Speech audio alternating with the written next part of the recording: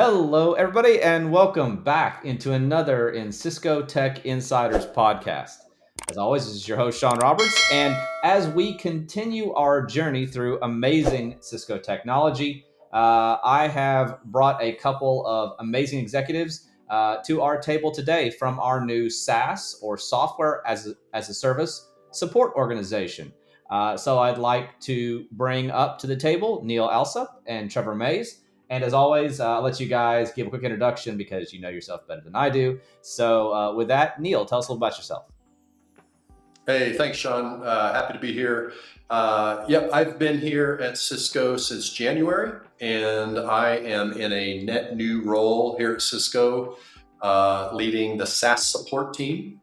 Prior to me joining, the SaaS support teams were in a variety of places throughout Cisco. Some were sitting in the BU, some were sitting in the regional support teams. I currently own support for WebEx, AppD, Duo, Kenna, and Umbrella. And we have, as you mentioned, Trevor here with us today, who is our Duo, Kenna, and Umbrella SaaS security lead. Yeah, thanks for teeing that up, Neil. And Sean, my name is Trevor Mays. I, as Neil mentioned, run support for Duo, Umbrella, and Kenna, working with the team on SaaS transformation and how we can learn from all of the great things these acquisitions have in combination with the great innovation that TAC has been developing for the last several years. I've been with Cisco now for about 10 years and still loving it every day. Wonderful. Thank you very much. We're going to get right into the meat of this podcast. So we really wanted to focus this one on, SaaS support and what our customers are going to get out of it, right? So if we look at the totality of Cisco support, it's been around for a very long time, mostly supporting boxes and things like that. But now we're in this new generation where we're supporting a lot more offers out there, and especially SaaS-based offers. So Trevor, if you don't mind telling us a little bit about what can our customers expect out of SaaS support?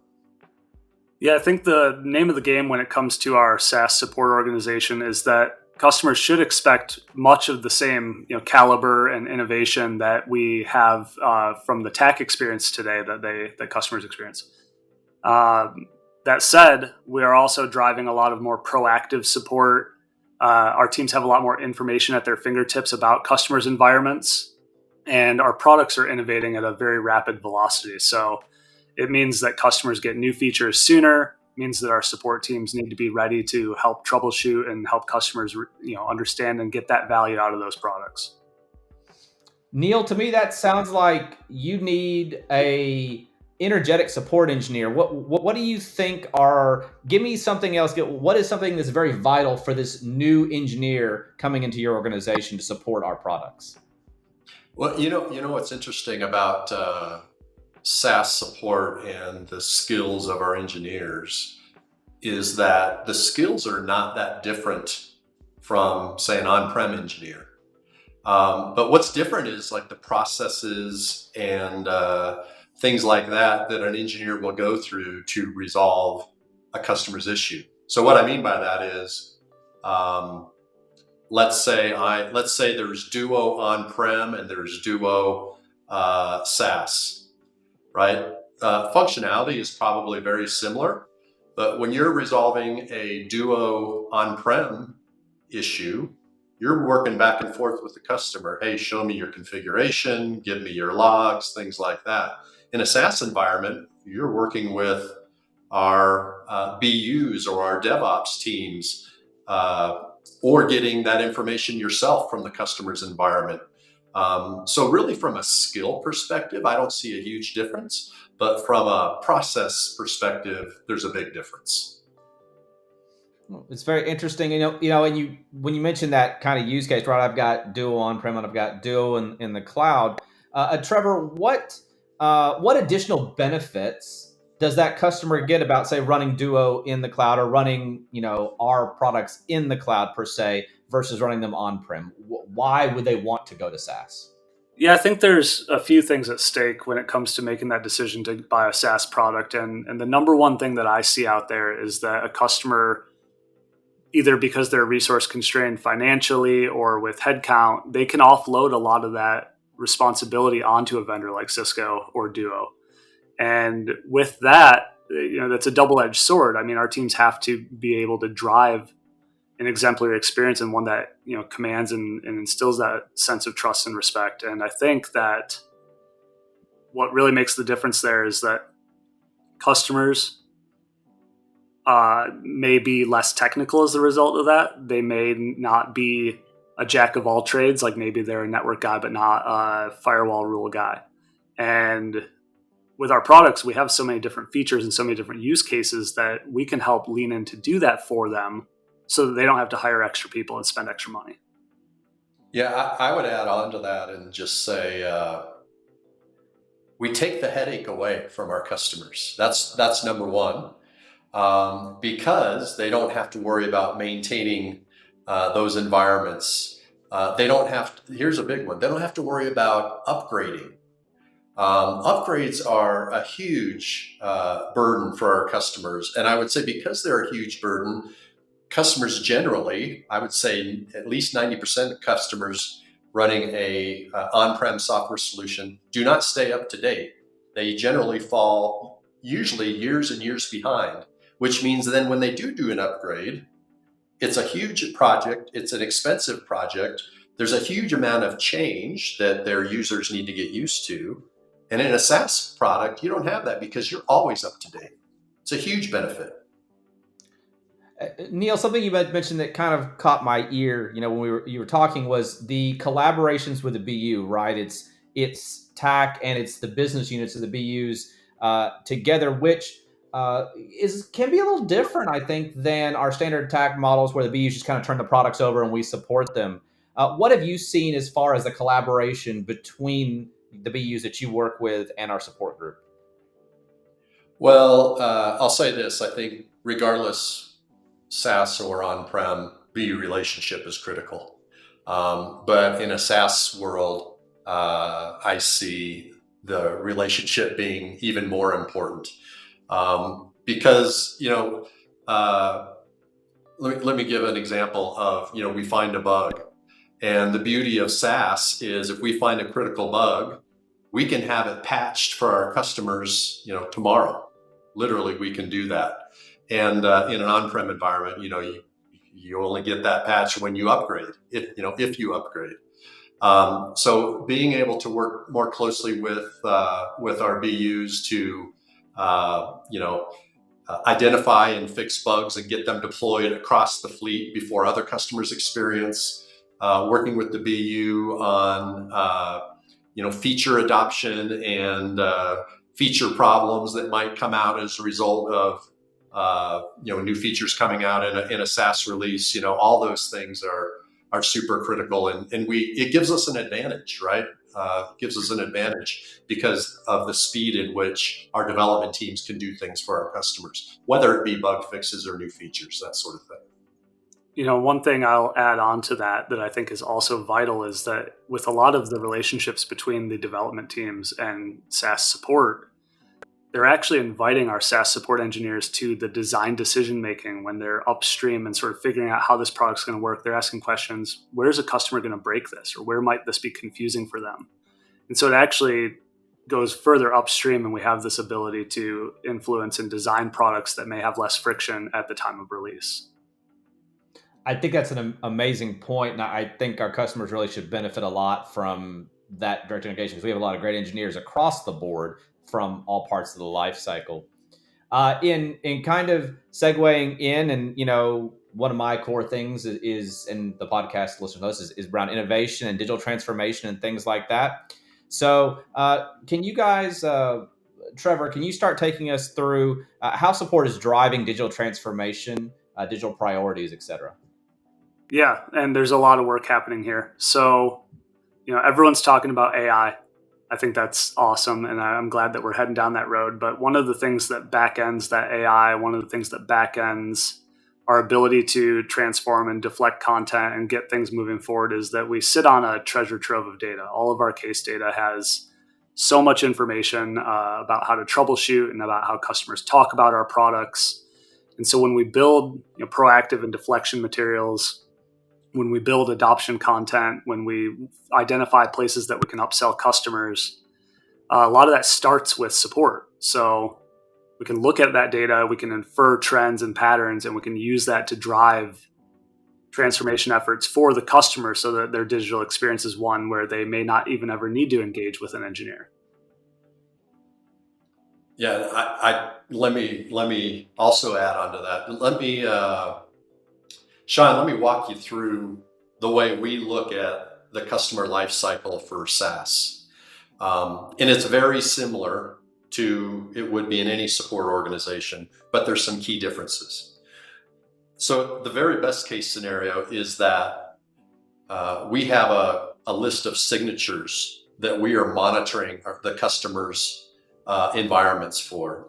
We're monitoring the fleet for certain like setup and configuration type issues that we know could be problematic. And when we get hits, we work with the customer. We do one of two things. We work with the customer to change that setup and configuration that could be problematic before they have the issue, before they have to log an SR. So proactive monitoring is a huge piece of this because we have access to the environments and we know what to look for. Just as Trevor said, we know what to look for from all the SRs that we've been taking, right? The next best case scenario would be maybe through our proactive monitoring, we don't find the problem before the customer experiences it, but we have documentation, we have knowledge management, we have knowledge articles that allow a customer to self-service and get the answer to whatever their query might be prior to logging an SR. The next best case scenario is also unique to SaaS in that if they do have to log the SR, we know the product area that they're logging it in, we know the problem type. And because of that, we know that, hey, in this area for this type of problem, we always need this data from their environment and we need these logs. We can automatically, through our automation, go collect it and put it in the SR for the support engineer to use and solve that issue much more quickly. And then at the end of any SR, we have an RCA process where we are learning from the customer issues that are being reported and why they had to log them. So then we can further develop our proactive monitoring to address those things. So it's kind of a closed loop. It's kind of a closed loop process. So the key differences are that we have access to their environments, we have access to their data, and we can see what they're doing, and we can get ahead of problems before they might experience them and need to come to customer support. It definitely sounds like things like telemetry data and those kind of things, and being able to peel apart the system we already have access to is just going to be a foundational component of our support going forward and helping Cisco scale at great volumes for our SaaS customers. So this is great, right? So I'm a customer, I'm listening to this, I'm like, wow, all these great benefits that you guys are giving to me as a SaaS customer, but I'm still sitting in some on-prem, component. So Trevor, if I'm that customer, what are the kind of things that I need to do to prepare myself if I'm interested in that on-prem to SaaS migration? Yeah, it's a great question, Sean. I think the number one thing is that there's a mindset shift. The mechanisms and the motions that those customers have gone through to support an on-prem box may be augmented when they go to SaaS. The way that they engage us may be different, and the expectations are certainly different. It's going to be the case that when those customers make that migration, that they may need to make decisions about how to implement our products. Many of them are very flexible and can do a lot of different things to solve for small businesses or large enterprises and everything in between. But really, there's a lot of user education that comes with it, helping the company and their users understand what's going to be different about deploying these new systems. And there's often some hurdles to that. So what I've seen a lot happen at Cisco on the customer success side is that we actually devise content to help those administrators and those product owners deploy these products at scale for their organizations in a way that doesn't cause a lot of consternation, because as soon as all those end users start complaining about change management, it undermines the value. The executives start hearing about it. Maybe they're frustrated by this. Maybe they think they've made a mistake. But when we can help them along on that journey and show them that value sooner than later and reduce that friction, then we all win. And I would say everything Trevor said is spot on. My experience with that mind shift change that Trevor talked about is loss of control. Because as customers, are used to maintaining their own environments, doing their upgrades when they want to, putting their patches down when they want to, when they have an outage of any sort, fixing it themselves. That's what they're handing over to Cisco. So that loss of control of trusting us, as opposed to, think about if you're in a business situation and you're using an application and it goes down, or maybe there's a performance issue. What we're all used to is you've been able to call down to your IT folks and say, hey, what's going on? And they'll tell you, and here's the ETA. Well, now they have to leave that to Cisco. So what's important is that we are extremely timely and crisp and clear in our communication when there are any sorts of issues. That builds trust, because we all have issues. We all have environment issues. And so we need to earn their trust that way. And we also need to earn their trust through, seeing the benefits of always being up to date and having the latest and greatest in feature functionality that comes with those, with the cadence of releases that come in a SaaS environment. Yeah, I'd say the stakes are pretty high. I mean, we can spend our whole time working with customers, building and building and building that trust. And if we do wrong by them one time, it can really undermine that. So when it comes to how we train our engineers to talk to the customers and when we train them about how to troubleshoot, all of that is designed to instill confidence that those customers can trust us.